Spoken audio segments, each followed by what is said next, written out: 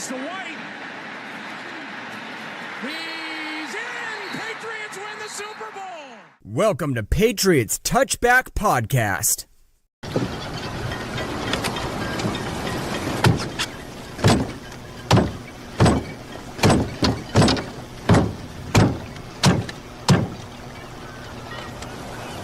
You just punched a fish to death. Well, we didn't quite punch the fish to death, but we got the win anyway. Welcome, everybody, to the Patriots Touchback Podcast. It is episode 17 of this season, and the Patriots have come away with a W in the humidity, in the heat of Miami. The Patriots win 33 points to 27. Kieran is alongside with me tonight for this one. We've got a lot to get through because there was so much that happened in this game. I can say the only way I could describe it is it was on all the drugs. It was on all of the drugs. So we've got a lot to get through tonight. So make sure you're smashing the like button. Make sure you are gong spiking the subscribe button. Telling all your friends. Make sure you follow the podcast on Spotify and on Apple, and follow us on all social media platforms. Kieran, let's get on with the show. Big up to the people locked in. Put in your questions, and we'll answer them at the end of the show as well. We've got a lot to talk about regarding of this game. But Kieran, how's your weekend been, buddy? Yeah, all good. It feels really nice to be talking about what I would classify as a proper win, because it's been so like dismal the last couple of years. And the last game we won was week 18 in a pointless game that we all wanted to lose for draft pick position anyway. So to actually celebrate a win that we wanted, and a win against Miami that we haven't had at that stadium for 6 years, it just feels really good. You know what? It's sat in front of me right now. I'm putting the hat on, Carl. I'm feeling good. It feels good to be a Patriots fan after that. It does. It generally does. My weekend was pretty exceptional.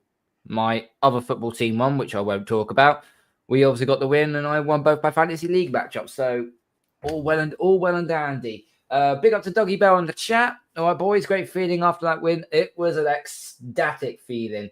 And we're going to first start off play of the game. We're going to start with a play of the game, okay? And we can't start without that amazing 90-yard kickoff return by Antonio Gibson. Now, prior to that, we let a kickoff touchdown go by Malik Washington, and I'm sitting on my sofa thinking, oh God, here we go. This is going to be one of those games again where it's just like we're just going to get stung by a Miami miracle, whatever the hell it's going to be. And then on the kickoff return going back, Antonio Gibson, returns the favor and takes it back to the house. What was going through your mind when that kickoff touchdown was done by Malik Washington, and then B, what happened? What was you feeling like when Antonio Gibson took it back the same way? Well, the Dolphins fans might like to call it the Miami miracle from years ago, but I refer to moments like that as a Florida fluke. Obviously not very happy with how we gave up that punt return, because it was a great punt from Bryce Baringer, and there were plenty of opportunities to bring Malik Washington down. He was like almost spun to the ground at one point and still managed to keep his balance and run away. So that was incredibly disappointing from the kick coverage team to not make that stop right there. So I was thinking, here we go again. Like, the Dolphins are going to find a way to screw us late in this game. And then when Gibson returned the kickoff, I think my first thought was obviously pure elation, but also I was at my mate's house at the time, and I was trying not to wake up his 18-month-old son who had just gone to bed.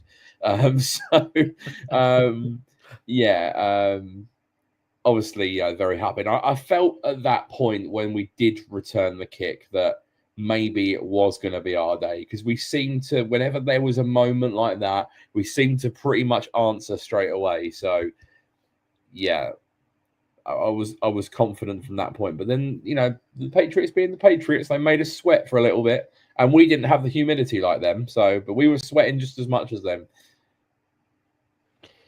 I think what was going through my head at the time when Washington got that first kickoff return, it was like, oh God, okay, all right, let's try not to screw this up now.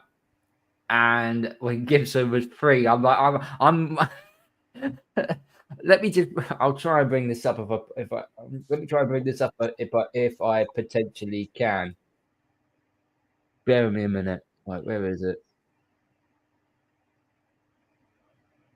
There we go. Hopefully this will come up. Look at that. Look at Vrabel. He's running down the side.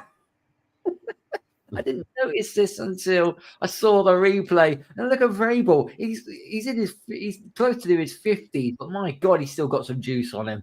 And he's level pegging with Gibson. It's just mad. It was just a mad game. That's a coach we're just willing to die for.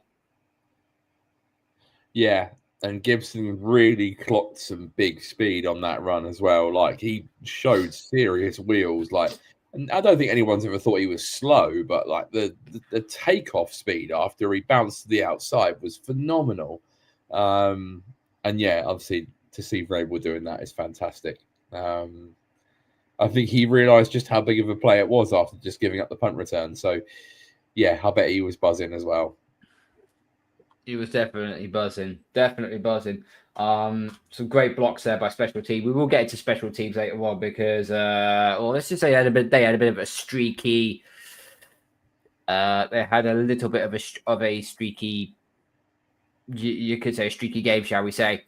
More than anything. Let's move on to the second play of the game, which was, it didn't lead to a touchdown, but it was one of the most critical throws of the game where Drake Maye had to get this right. It was the 55-yard completion to Rhemondre Stevenson. He hit that play absolutely amazingly. They caught the Dolphins linebacker, Jordan Brooks, in coverage. Steven was out on a high safety structure. Boute's vertical route cleared the right side for Stevenson's wheel route, which he came through. Nobody helped the linebacker in that case. Maye shrugs off Jalen Phillips off the edge. Gets around a short corner set by Morgan Moses, who did a good job on this one. Keeps his eyes downfield and hit Stevenson's drive for that explosive play. It didn't look like it was much, but there was so much that had to go right. Morgan Moses had to get his blocking correctly. You had Keishon Butte being a diversion, so he could get to create space on that right hand side for Stevenson to run off the wheel route for. There was so much that went into this, but Maye was just poised, precise, got the ball out beautifully, and the run by Rhemondre Stevenson. When I saw this run, all I can think was I didn't think great catch. When he was then in stride, I was like, don't fucking fumble it. Don't fucking fumble it. Don't fucking fumble it. Don't you dare fumble it. And you know what? He didn't fumble it. Rhemondre Stevenson had a bloody heck of a game. He had 88 yards. He had 88 yards receiving on 5 receptions, but he was also our best runner as well, 54 yards running on the ground. Doesn't sound like a lot on running on the ground, but we did get over. We got 122 yards on the ground. So, but Stevenson rolled back the years. Well, I won't say roll back the years, but he rolled back to when he was a rookie and was like, oh, hello, he might be the next LeGarrette Blount, maybe. Yeah, and you probably wouldn't expect him to kind of be lined up for a wheel like that. That's kind of Travion Henderson's bread and butter. So I feel like if Henderson had have taken this 50 he takes it to the house. He takes it to the house. There's no way you're probably right. I think he probably has the juice to hit the seam and just completely go. But yeah, Mondre had a fantastic game, and I think he needed that because I think we were getting to the point where the question marks were being asked over the long-term role for him in the team. Henderson's breathing down his neck. A lot of people, including us, are probably wanting Henderson to touch the ball more and, probably see him as the long-term running back. But for him to put up a game like this and come up in some really clutch moments and look back to his best, he really needed that. And you could see how much that was appreciated by the rest of the team. And you saw the video of Vrabel giving him the game ball. Like, fair play to him. It was a heck of a game, and he came up when it mattered most. So, yeah, fair play, Rhemondre. Fair play to Rhemondre Stevenson. I listen. I generally thought last year was just a really awful year for him. The guy, he fumbled it too much. I don't know whether that's all. That might be to do with the player, but it's also got to do with coaching as well. So I think the Vrabel's probably had a word in his ear about what he's going to do and so on. But also he now knows he can't be making mistakes anymore, because he knows that if that one more mess up, and Trayvon Henderson is taking that spot immediately.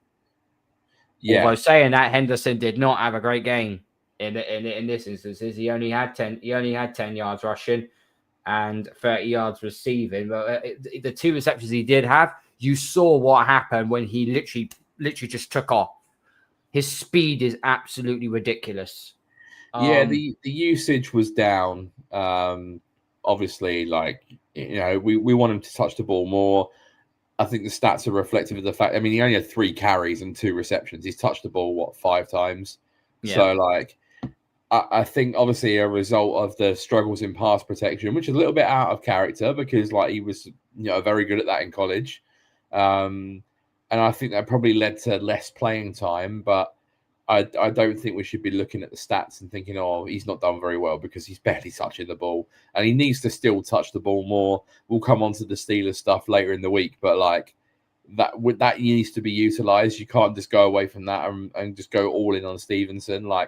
I like the fact we have 3 good running backs that can all do different things, and I'm quite happy featuring all 3 of them in different scenarios, but that means you do have to give Henderson the ball.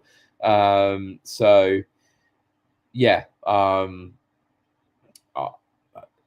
I said, Rhemondre needed that. The team needed that.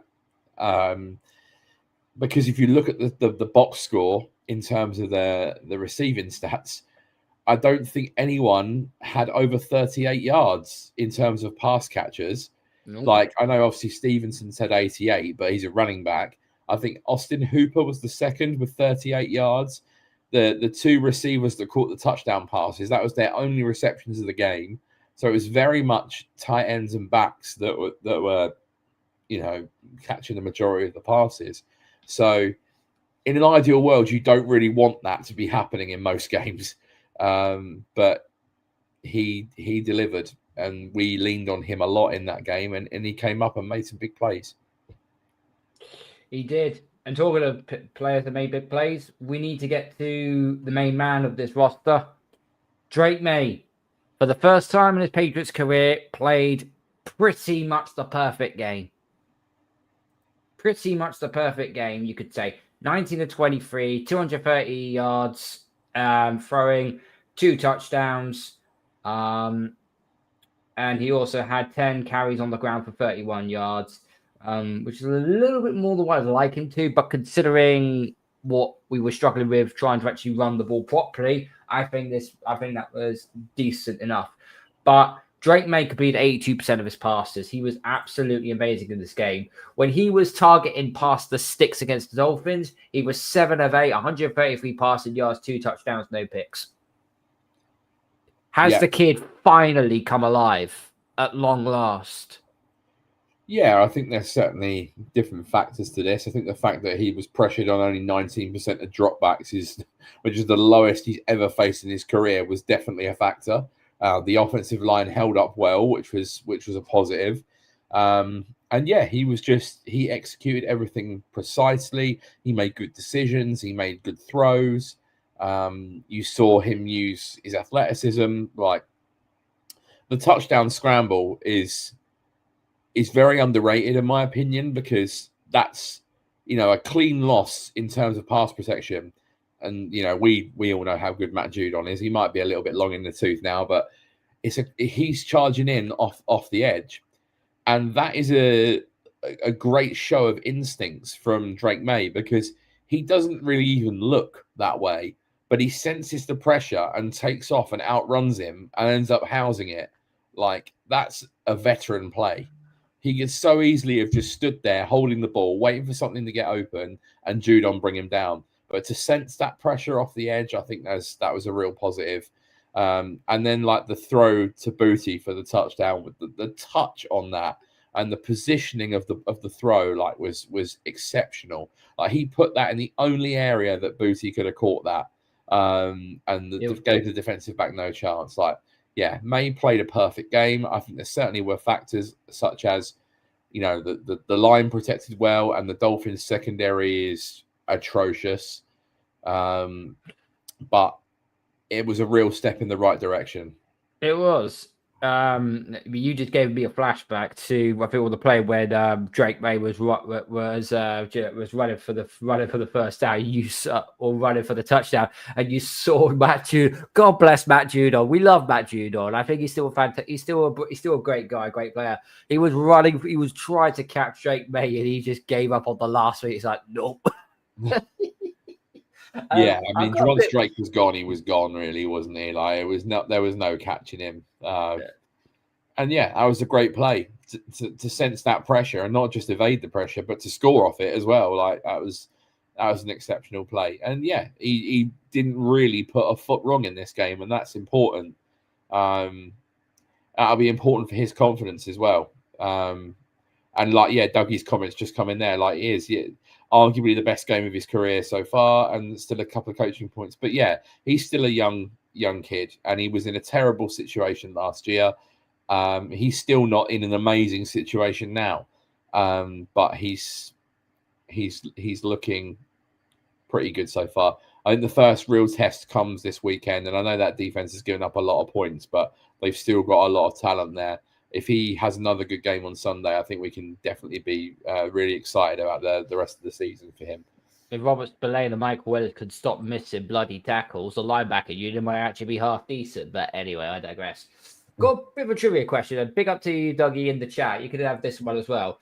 Drake Maye is the first Patriots quarterback with over 200 passing yards, over two touchdowns, over 30 rushing yards, and over 1 rushing touchdown. Who was the last quarterback for the Patriots to do that?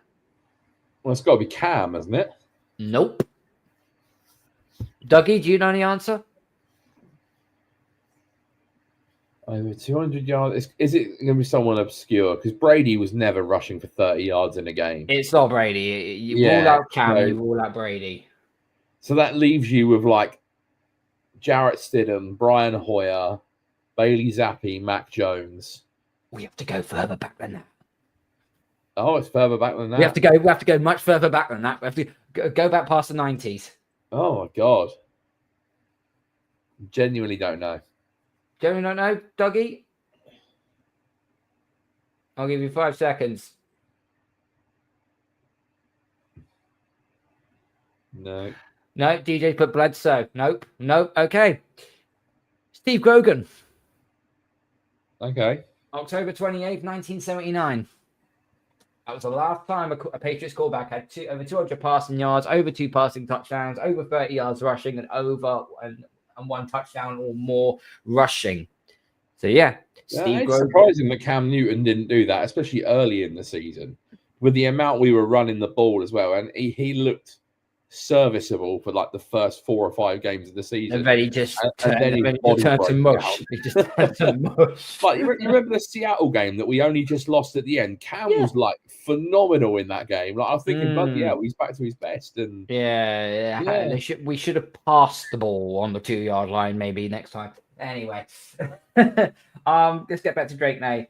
As I said, 923 for 230 yards, perfect performance.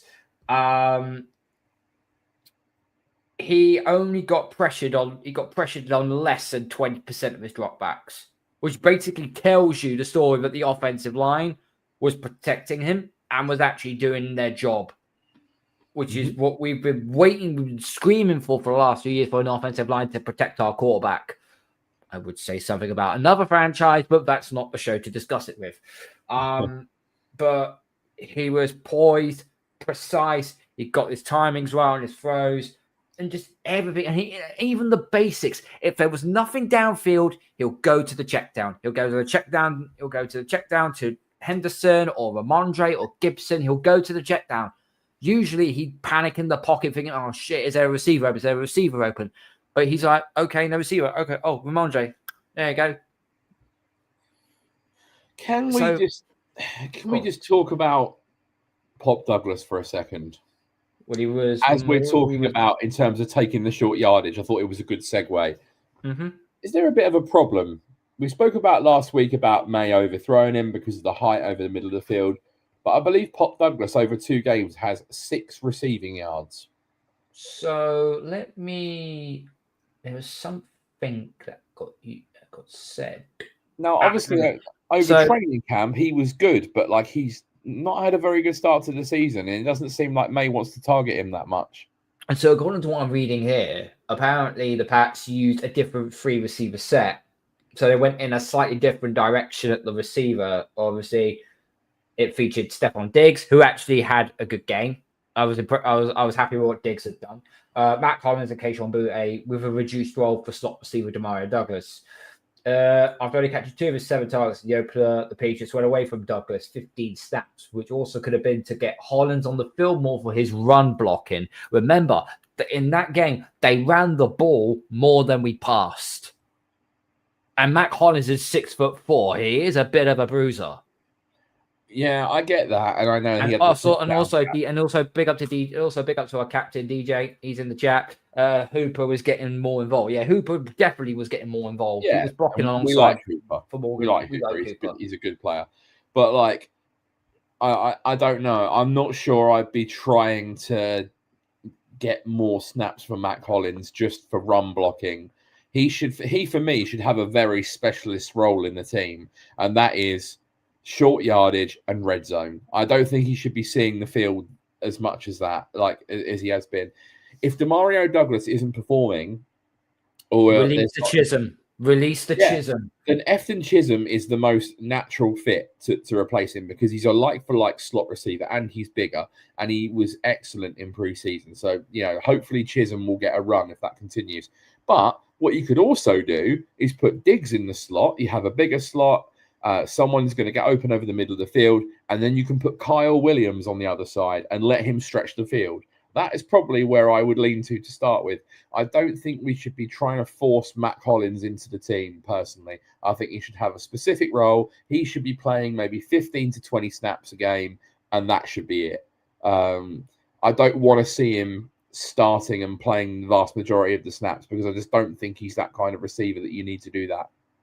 Yeah, absolutely. I'm still reading more. In a rare man coverage rep for the Dolphins in the first half, the Patriots ran 2 vertical routes to Maye's left with Butte and Douglas, which was in the slot, which was a slot fade.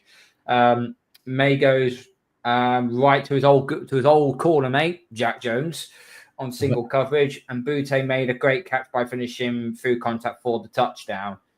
Butte hasn't created a ton of separation on his targets, but he's running routes with excellent play strength. He wins the ball at the catch point, and while Maye seems to trust the third-year wideout to make a play on the football, the Pats, they just mix at wide receiver, and it was good enough to make performances. But you are right in a certain way. Pop Douglas, I was watching that game for, hang on, I haven't heard Pop Douglas' name in a very long while. Is he injured or something, or is he still, or what's happened? I think it was the strategy that they used at the receiver position, and it worked. It did work in this instance, but I feel like when we talk about the Steelers later on in the week, which will probably be Friday, we know they got no corners. This will be the perfect time now to utilize Kyle Williams and say, right, play it deep. Let's see what these backups are like. Yeah, I mean, I'm sure they've got no corners. I mean, the Dolphins have no corners, but I guess you got Joey Porter Jr.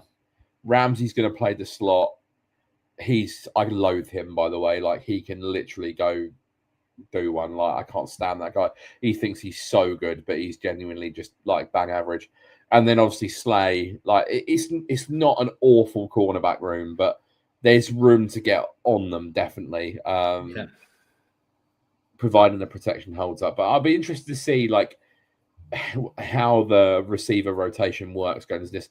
I think it would be pretty certain that Booty is going to he is kind of the de facto number one right now, right? If you look at in terms of the amount of snaps he's playing and the fact that he's our leading receiver and like has the best chemistry with Maye, like he's probably going to be on the field the majority of the time. Diggs is going to be on the field the majority of the time.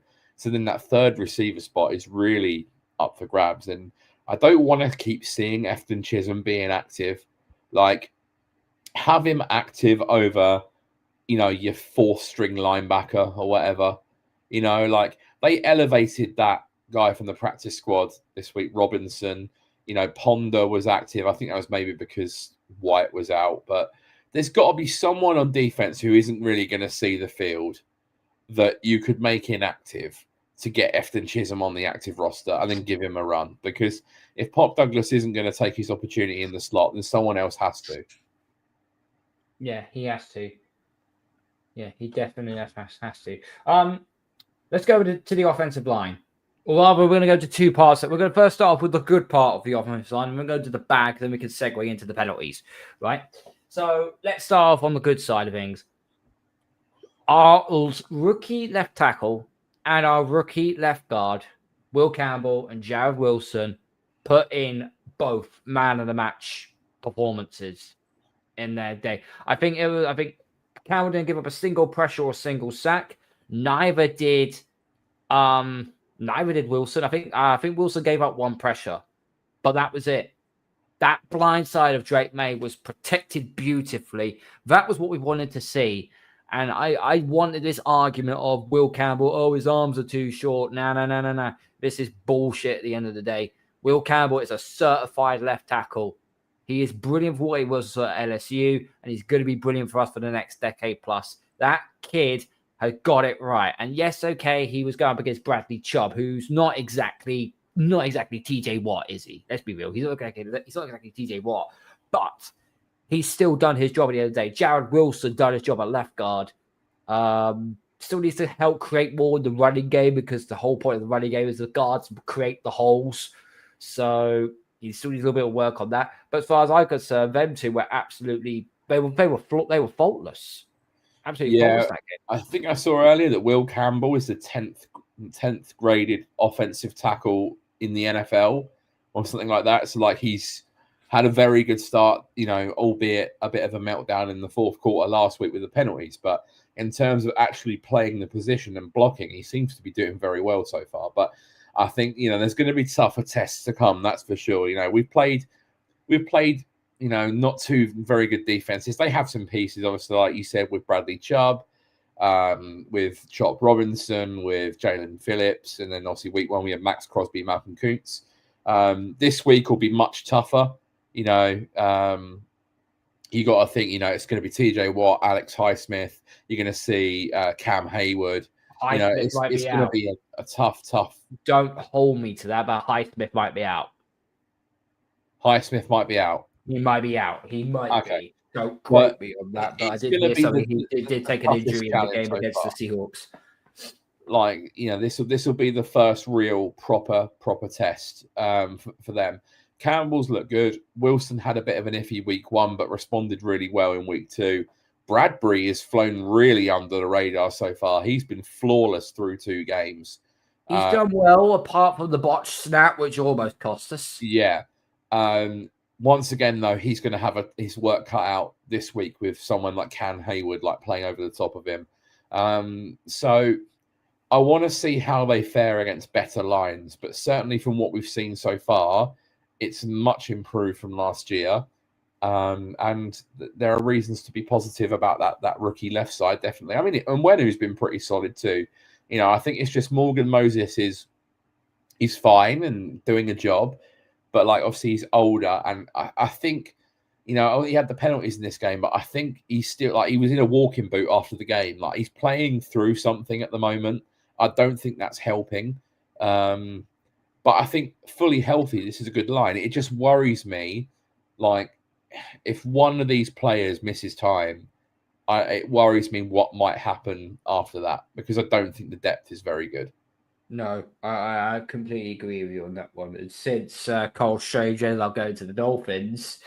Who's going to be your next in line at guard, which makes it a bit damning. But as long as they stay fit and healthy, we should be fine.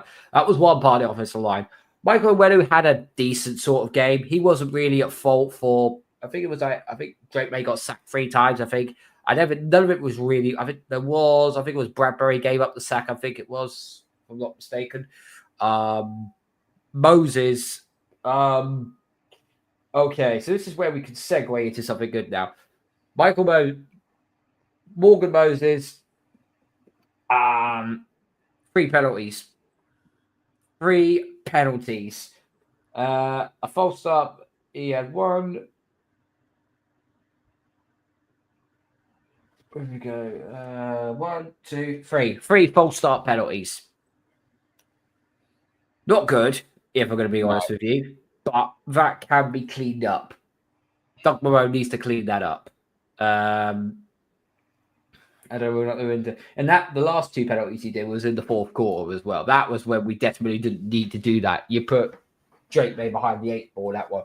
I'll just go through the penalties right now, okay? So we had 11 penalties for 75 yards, which too much.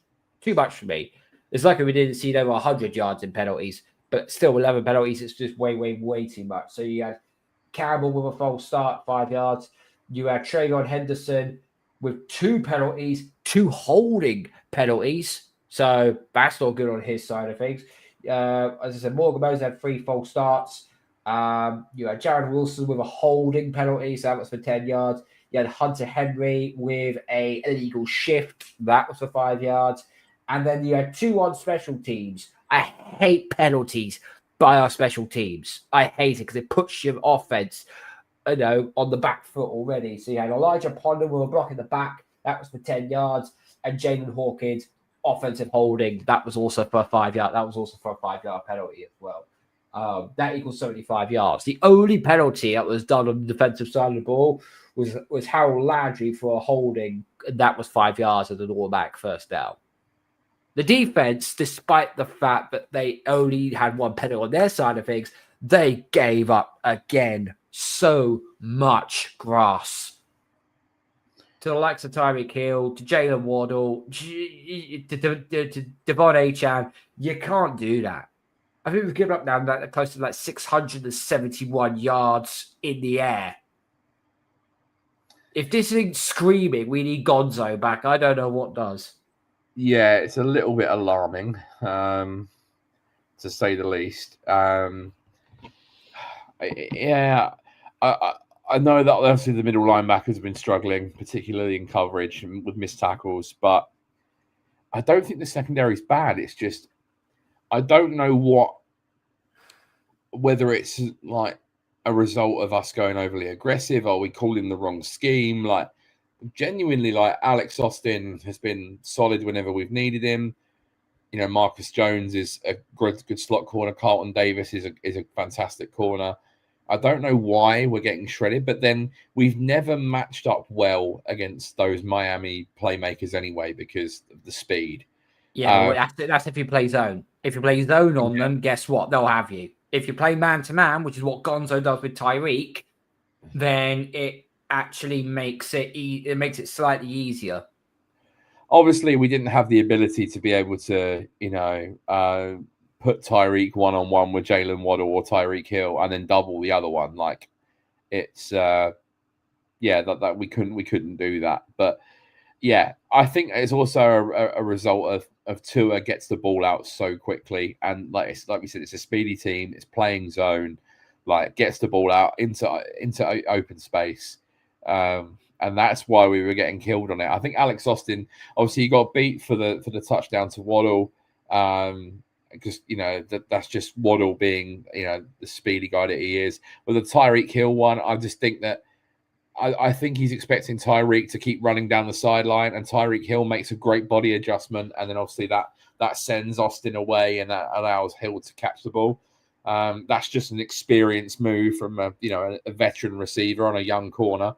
I still think I'm not too concerned. Once Gonzalez is back, I think we'll be fine. I think that will tighten up. I know he's graded really well with PFF, but I still worry a little bit about Jalen Hawkins a little bit.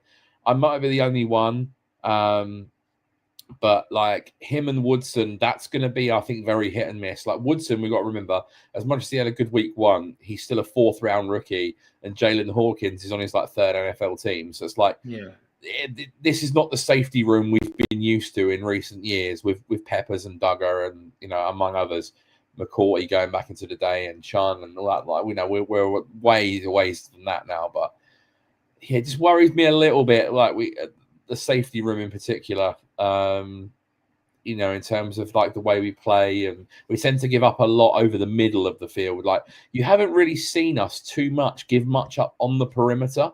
Like I know there was the play last week against the Raiders, the deep bomb on 3rd and 20 that Davis gave up. But like in terms of outside the numbers, we're not giving up much on the perimeter. It's all over the middle of the field.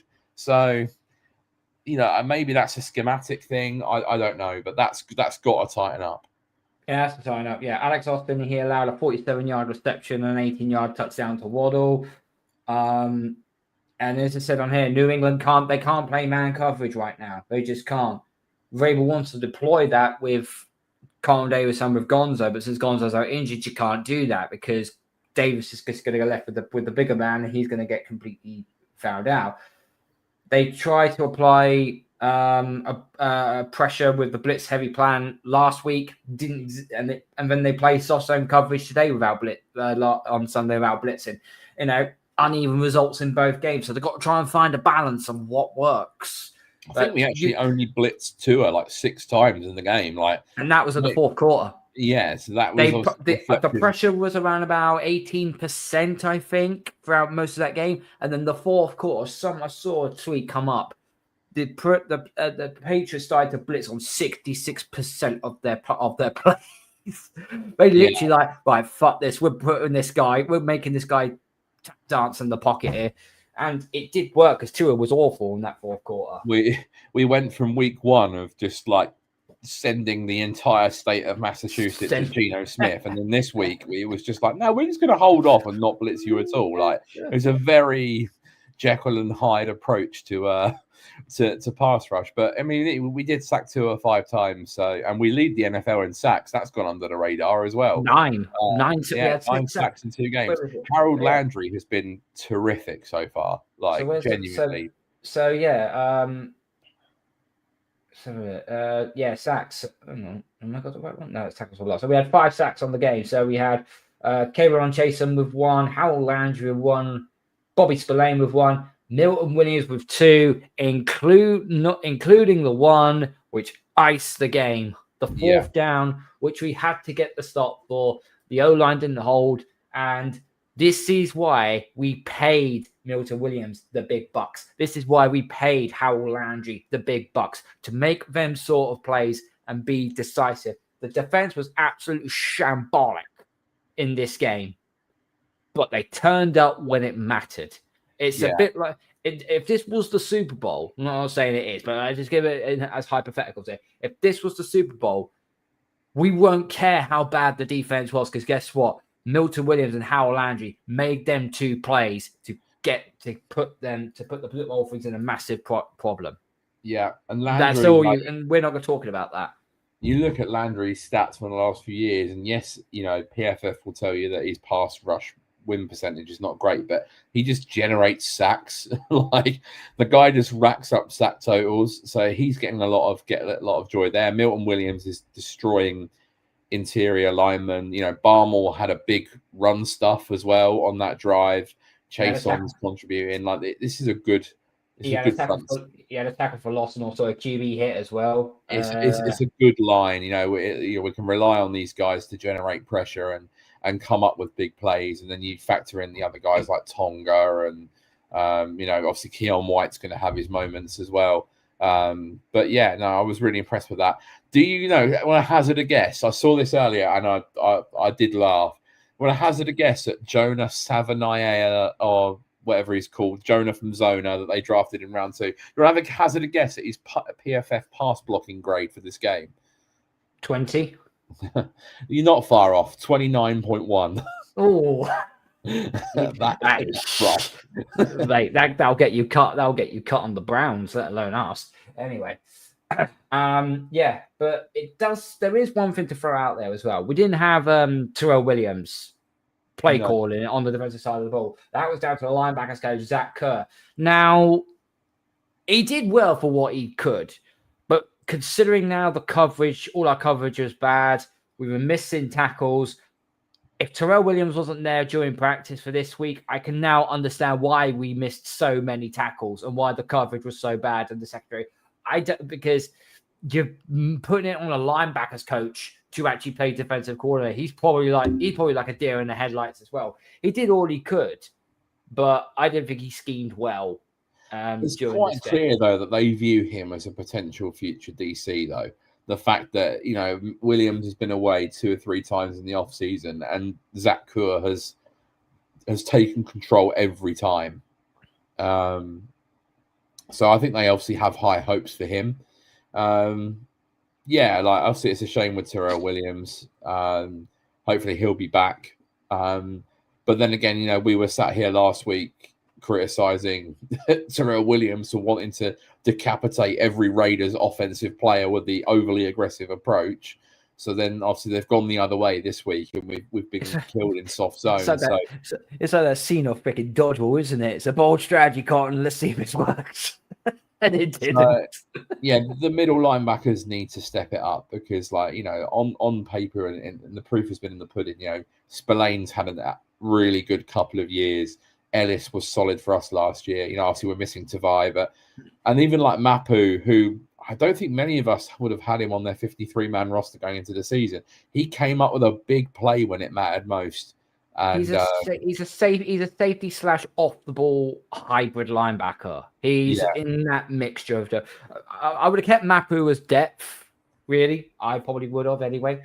But he made that key play. I mean, it was a bad throw. Vrabel was saying that he's really embraced kind of his very unique role on the team, where he's got a big role on special teams, and obviously he's factoring in as kind of a bit of a utility player defensively. But fair play to him for making that play, with the pick. I don't know what Tua saw on that play, because I don't think the receiver was ever open, and he literally just threw it straight to Martin Mapu. I think he got pressured by Landry and Williams. I'm probably assuming. On that play. You need people to step up and make plays like that. So I'm hopeful that the defensive creases will iron out once Gonzalez is back. At the moment it's a little bit concerning kind of how much yardage we're giving up, and it's all in the same areas as well, over the middle of the field, open space, in soft zone. How we match the Steelers up this coming week, I don't know. I think if we have Gonzo back, then I imagine that Metcalf is going to probably be shadowed the majority of the game, and they'll have to see what else they've got to beat us. But I think we'll be okay. I certainly don't worry about some of the games we've got coming up. The thing is, I'm not going to go into too much of the Steelers because that's on Friday, okay? So I'm not going to go into too much detail about that. Let's go with special teams. I would describe this as them having a bit of a seesaw game. It was 1 minute was up, 1 minute was down, one up was down, one up was down. Let's start off with the down. Andy Borregales, your job is to kick the ball through the goddamn uprights. You missed 2 PATs back to back. For one to make it, what makes it even worse, the Falcons picked up Tony Romo off our practice squad. Tony Romo? Sorry. Not Tony Romo. Parker Romo, beg your pardon. That's a mess up, baby. Yeah. Parker Romo. He nailed 5 for 5 of all his field goals in the Sunday night game against Minnesota. Bro, as much as I'd like to say you drew a 53-yarder to give the Pats a 6-point lead, we wouldn't have needed that 6-point lead if we just kicked the ball through the bloody uprights to start with. Because then we had an 8-point lead, and that would mean they would have to get a touchdown and they would get a 2-point conversion to send it to overtime.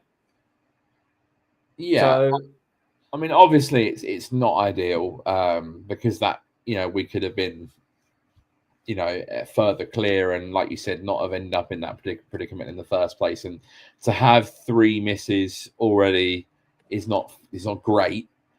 But like, I understand what Mike Vrabel said in terms of like, I have no issues in sending you out there to make the kick, because fair play to him, he missed 2 chip shot PATs, but he nailed a 53-yarder in a clutch moment. Like, a whole lot of kickers to stay consistent. Yeah, so it's a little bit inconsistent, especially in the college stadium that he kicked in. Do you reckon he shaved points? just how curious. But like, I listen to I really like Doug Kyde's podcast with Michael Hurley. I think it's always a fun listen, because they always it's quite lighthearted. And Michael Hurley was saying, like, for every bad miss, there's a nails make from Borregales. Like, he seems to atone for it all the time. And I think it's important to point out, and they referenced this on the podcast when I was listening to it earlier. I said, Chad Ryland, as a rookie, missed 9 field goals. He was 16 of 25, and his ending percentage was 64%. Right. And then he nailed a huge kick in Denver that cost us a draft pick.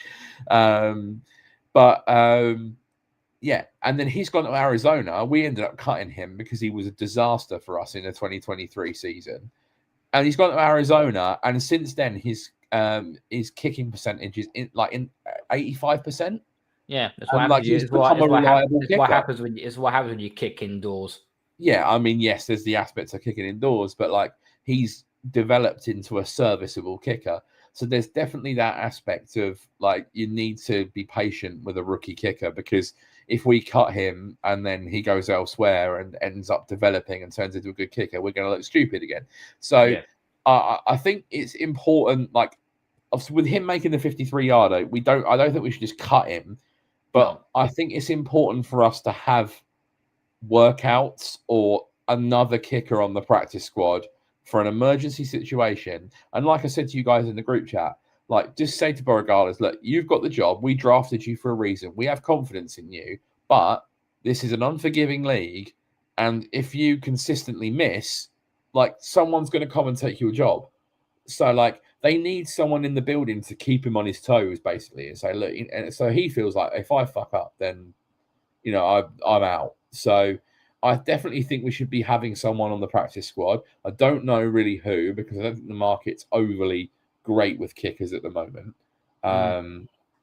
But I think we do have to remain somewhat patient with him, because unless he's an abject disaster, then I think you've got to take the teething problems early on with a rookie kicker, in the hope that he will sort himself out with a bit of experience, just like Chad Ryland has done with Arizona. So yeah, hopefully he'll be okay, but he's got to start making these gimmies, and because he seems to make all the hard kicks and miss the easy ones. It's like Caleb Williams trying to throw a 10 out of 10 difficulty throw, but yet he can't fucking throw a layup. Yeah. That's basically what it is. There's one other bit. Punter Bryce Barringer had a 71-yard boom of a kick. He was really good today on that game. However, though, the Pats gave up that 74-yard punt return touchdown. That was also by Malik Washington. They were called for 3 penalties in the game. I got 2 down on here. Must have missed the other one. Okay, 3 penalties on here. Wacky overall is what they described it as. Special teams need to be much more consistent, but there are positive flashes. But Jeremy Springer that's probably one of the worst officiating games that Jeremy Springer actually has done so far. He's got to try and buck his ideas up for the Steelers, because I think that's DJ. No. We don't want him. I think Koo might be a free suit. Nah, I don't want Younghoe Koo. If you can't kick indoors at Atlanta, you got no chance. Yeah, I kind of feel it's a bit weird with Koo, and it's happening to other kickers as well around the league, where like Younghoe Koo a couple of years ago, like, he couldn't miss. Like, he was like one of the best kickers in the NFL. And then he's like fallen off the last couple of years, maybe 1 or 2 injuries or whatever. Justin Tucker was automatic for about 10 years. And then I know he's got his legal problems, but even during last season, he had a few misses. Evan McPherson for the Bengals looked like an absolute, future sensation at kicker in his first couple of years. He's dropped off. So, like, the peaks and troughs of a kicker is a real thing, and I think you're seeing some of those real consistent kickers now start to fall off. But I feel like this week in general, not just Andy Borregales, but I was watching Red Zone, and there seemed to be a lot of misses from some very capable kickers. Yeah, I've noticed Like that. Jake Bates, who was excellent for the Lions last year, missed a kick. Butker missed the first field goal of the Chiefs game. Like, there was a lot of misses this week. I don't know what it was with the kickers, but yeah. I'm not sure whether the Falcons will release Koo, but there'll be someone available that we can stick on the practice squad. I mean, look at the Colts guy, Spencer Schrader. He only came in late last season to fill a gap, and he's not missed a field goal since. And I know technically he did miss one because Denver would have won the game had there not been a penalty. But technically, by the stat book, that's not going to count, and he's still not missed a field goal in his career. So you can find them. Yeah, it's the same as Brandon Aubrey when before he came into the NFL, he used to be a former soccer player. I'll use the right term of phrase. This is the NFL, so I'll use the right term of phrase here. And then he was like, you know what? I need to go out and get a proper job. So he went and become a software engineer. And he's sitting on the sofa with his wife watching the NFL, and someone's missed a kick. And his wife turns to him and goes, "You could probably get that over the post." That clicked in his head. He's like, you know what? I might give it a go. Guess what? Now he's booming 60, 65 yarders, and there's acres of space still to be kicked. I mean, I think you can make an argument that he's currently the best kicker in the NFL. Oh, there's no question or shadow of a doubt about that one. Yeah, like, he is fantastic. Yeah. Maybe it bodes well for the future, Carl, that, maybe Harry Kane will be kicking field goals for New England at some point, because he said he wants to do that when he's older, and maybe he can make the transition like Brandon Aubrey. I mean, we've seen weirder shit happen, but anyway. Do you know what? I actually think, like you said, with Brandon Aubrey and his wife saying you could probably do that, having with Harry Kane's technique, the way he strikes a ball, I genuinely think he might not be that bad. I think he could be serviceable. He's got to try and get his leg above his head. So he is in his 30s. He's not exactly young, is he? No. But no. But overall, it was a fantastic game. Entertaining as hell. But most importantly, we get the W. We're sitting at 1-1. We're sitting second in the AFC East, 1-0 in the division, 1-0 in divisional matchups. And yeah, our next game up will be against the Pittsburgh Steelers. So that'll be an interesting game. One thing we'll touch on though before we get out of here. We mentioned what wins and losses we could potentially get. That Cincinnati game at near the end of November, that now looks more like an indication which we all said that would be a loss. Now I'm sort of 50-50. Joe Burrow out for 3 months. Yeah, I mean, it certainly makes it a little bit more winnable, that's for sure. It's just a long time to be looking ahead because, you just don't know what Cincinnati are going to do in that time with their contingency plan. I know they've signed 2 QBs to their practice squad today, but they're not. Well, actually, they are quite stupid as a franchise. I was about to say they're not stupid, but they've proven they can be over the years. They're sitting at 2-0, and it could completely derail their season if they don't have adequate quarterback play. Now, Dougie has just raised a point here that I was just about to say. I would not be shocked if Kirk Cousins ends up at Cincinnati. I think if they are in the mix for that division and they are in the mix for the playoffs and Burrow is still some time away, they can't roll forward with Jake Browning as their quarterback, and they will need to swing a trade for someone. And obviously Kirk Cousins is sitting on the bench in Atlanta and would be an upgrade. And with that level of talent around him, I feel like he could probably carry them reasonably far. So I think they also brought in Mike, hide your wife, White as well in for I think into the practice squad as well. I think. Yeah, and Sean Clifford, who is awful. Sean Clifford, isn't he? Penn State, nearly line quarterback, who got drafted back at. Well, if he's on the practice squad of the Packers, and he must not be that great. But I thought he looked all right when he was in college. But anyway. But I mean, it is more winnable, but it just depends on what they do with their QB situation. Like if they've brought someone in by then or whatever, depending on where we are at that point in the season, where they are, like Carr. No. Carr, yeah. I think Carr's retired anyway. Yeah, he has. Yeah, Carr's retired, mate. Why would he come back? And why the hell would he come back out of retirement and play behind that shoddy O-line?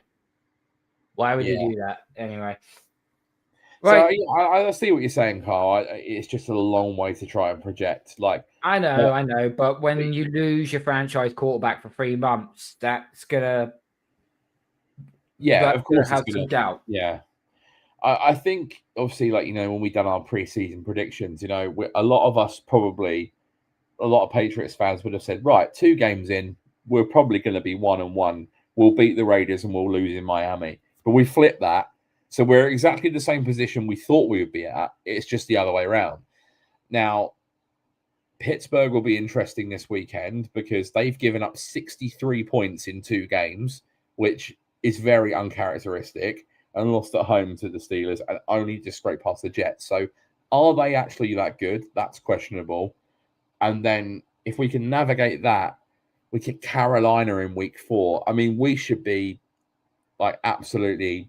We did say if we go 2-2 after week 4, going into the Bills game, we'll take that. Yeah, we would take that. But I think there is a legitimate chance that if we play well enough this weekend, we could be 3-1 going into the Bills game, because Carolina, like, you look at that team. Like, I watched the game the other day. One of my closest mates is a Panthers fan. They got smashed for 3 quarters and then decided to manufacture a comeback. But if you watch that final quarter, their offensive line, like, almost got Bryce Young killed on every single play. And that isn't a bad O-line on paper. They just played really bad. And they've now just put their center, Austin Corbett, and their high-paid guard, Robert Hunt, on IR. So, like, we're going to play them in week 4, having the most sacks in the NFL through 2 weeks. We will get pressure on Bryce Young. He's not played well in the first 2 games of the season. And outside, their defensive line is okay. They have one very good corner. Outside of that, their secondary is hopeless. Like, they get exposed so much. We could really, like, stamp it down on Carolina in week 4 if we're good enough. We're at home. So if we beat Pittsburgh on Sunday, there's a real strong possibility we'll be 3-1 after 4 games, which is amazing. Yes, we would take 2-2, but if we could be 3-1, that'd be excellent. So yeah, this, like I said, this is the first real test on Sunday, because as much as Pittsburgh aren't an elite team, it's the best team we've played so far. So yeah, navigate that, and I think you can be 3-1 after 4 games. Could do, and then we could win on Sunday Night Football. Come on, I'm getting optimism. Here. But then it's like, if we go 3-1, play Buffalo, the chances are we're going to be underdogs, and they probably will beat us because they've looked very good so far. That's 3-2. The thing is, though, everyone's going to say it, though. All the Bills are going to completely ransack us and so on. I don't think Mike Vrabel is going to allow that to happen. No, I don't think it'll be a ransacking. But you got to take one of the 2-headed monsters out. You either got to take Josh Allen out, or you got to take Jared Cook out. You got to take one of those out. Yeah. And just deal with it. It's the running game, isn't it? That's the thing. It's a pick your poison. It's a pick your poison type of game, that one. But like, even if we drop that game, we go to 3-2. If we've won the next 2 games, and then we get the Saints, which is the ultimate get right game. So like, you could be sitting here, and me and DJ spoke about this on the preview pod. 6 games into the season, you're 4-2. Like, that's fantastic. Guess what? We equal 4 games that we did last year. There we go. Yeah. Perfect. Vrabel already doing his magic as well. Now we could be sitting in next week going, "Oh, that was terrible. We're now 1-2. We've lost to Pittsburgh." But still, after if it's after 6 games and we're 3-3, then it's not the worst thing in the world. I mean, remember that we're not a Super Bowl. We are not a Super Bowl contender. We've never ever said that. We've said we're fringe playoff contenders. Fringe playoff contenders. Yeah, but I've said I think our ceiling is something like 11 wins if everything goes our way, and I think our floor is like 7 or 8 wins. If we get 7 or 8 wins, people say, "Oh, 8 wins, oh dear, that's mediocrity." Well, it is, but guess what? It's better than what we've had in seasons past. but if I don't know, 8 and 9 is going to set us like late teens in the pick and so on in the draft, but we're not expecting a safety to go top within the top 5, top 10, aren't we? I would take a right tackle next year if we're in position and bookend the young tackles 100%, like what the Jets have done. Like, just get do what the Bengals tackles have been needing to do for 6 years. Anyway. Yeah, because you're going to need a long-term replacement for Morgan Moses, aren't you? But I think we can be a fringe playoff team, but we're not going to do that unless the defense tightens up, unless the line continues to play well, and we can actually run the ball and the receivers continue to make plays. Like, there's still lots of ifs and buts. Like, lots of things have to happen for that to happen. But by beating Pittsburgh, who normally finish around 500, they've not been under 500 under Mike Tomlin. Like, that's in terms of a tiebreaker, even if they turn it around and get better in the season, that's important in terms of a playoff position. So this weekend is kind of sneaky good and important, because I do think we will beat Carolina. I'll be very surprised if we don't beat Carolina at home. They don't look very good at all. My mate's already writing off the season after 2 games. Oh, bless his heart. Bless. So, yeah, we'll see. It's easy to get carried away, but there are certainly signs there. There is certainly signs there. Listen, we got the Steelers game preview on Friday night, 9:00 UK time. Hopefully, we are hopefully going to get a member of the UK. What are they called again? UK Steelers pod, if I'm not mistaken. So if I may listen to that. Oh, yeah, UK Steelers pod. So hopefully we'll get one of the lads on for that. That'll be a good show, actually. That'll be a very, very good show. So UK Steelers podcast. Hopefully, one thing's for sure: whenever we play Pittsburgh, no matter when it is, it's always an entertaining game. I mean, I know we've kind of had our way with them in recent years, like even beating them with like Bailey Zappi and whatnot. Like we always the games are always got something in them. And like DJ just said there, obviously having the Rodgers factor to stick it to that smug snake oil selling weirdo, that would be that would be a real nice one, because I feel like after week 1, everyone's going, "Oh, the Rodgers is still legit. He's thrown 4 touchdown passes against the Jets. He's back." Yeah, then that's like, nah. Listen, do you know how I know how he actually played like freaking like his hair's on fire? It's because he played the Jets last season. This was his revenge game. The same with Justin Fields. He played, so it was roles reversed. They just swapped teams. Yeah. Both of them played like their hair was on fire. And then guess what happened in week 2? They both shat the bed. Well, they only just beat the Jets in week 1. They only scraped by like 2 points, and then they lost at home to Seattle the other day and looked awful. So, yeah, I think that's going to be an interesting one. I think, don't get me wrong, I think it'll be a tight game again. Like, I do think it'll be a tight game. It might be another one like Sunday where it's going to kind of swing a little bit, but like it's going to be heart attack football, isn't it? Yeah. We're only in week 3. Oh, strap yourself in, guys. Right, we are going to get on out of it. Kieran, just quickly look in the private chat quickly. Before we get cracking out of it, make sure you smash the like button, Grog spike the subscribe button, tell your friends, follow us on social media platforms, and make sure you follow the Take Aim podcast. Sorry, that's wrong. Make sure you follow the podcast on Spotify and on Apple as well. Yeah, so we're going to get on out of there. Friday night, 9 p.m. Come and join us for the preview of the Steelers game. And we're going to leave you with something that I did earlier on this evening. But for now, the Patriots 1-1. We get the W. Kieran. How do we yeah. Oh, you fucking messed it up. Oh. Oh, I didn't know when you were going to cue it, did I? But no, I'm doing the Slater. I'm doing Slater's bit. How do we feel about knocking off the Dolphins in Miami? Oh, yeah. But that's gone now by the looks of things. We'll just run it back of old times. Take care. We'll do it much better on Friday. Okay. Good night, everybody. We'll see you on Friday night. Steelers preview show. And we're going to leave you with this. Peace out. Go Patriots. Patterson.